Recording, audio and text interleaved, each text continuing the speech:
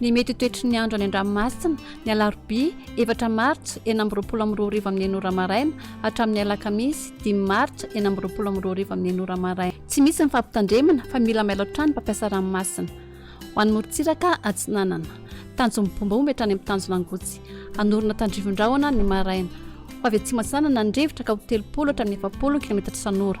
Tombanana hena 20 km isan'ora any amin'ny faran'ny fehim-potoana.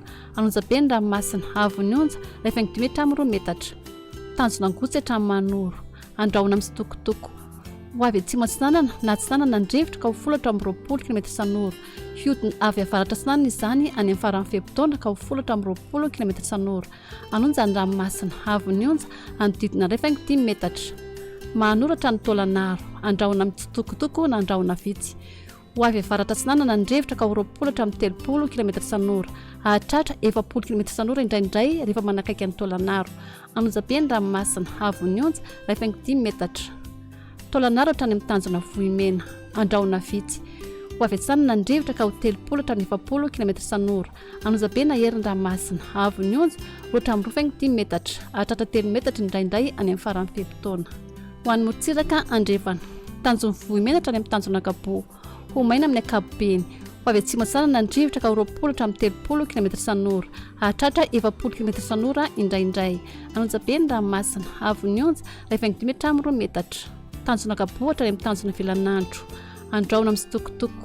Ho avy atsinanana ny rivotra ka ho 10 hatramin'ny 20 km isan'ora. Hiodina fiandrevana kosa izany ny atoandro ka ho 10 hatramin'ny 20 km isan'ora hatrany. Ateny mpanonja ny ranomasina avo ny onja ohatra 5 hatramin'ny 2 metatra. Tanjona filanandro hatrany analalava. Mety hisorana tandrivon-drahona malana ny maraina. Ho avy atsinanana na atsimo atsinanana ny rivotra ka ho 20 hatramin'ny 30 km isan'ora. Ahatratra 40 km isan'ora indraindray.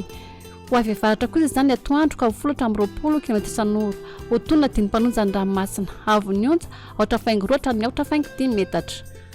Analalava hatrany amin'ny tanjona bombaomby. Anorona tandrivon-drahona vitsy indraindray.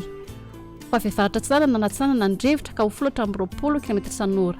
Ahatratra 30 km isan'ora indraindray any amin'ny tapany avaratra. Ateny mpanonja ny ranomasina avo ny onja ohatra faingo 5 hatramin'ny 2 metatra.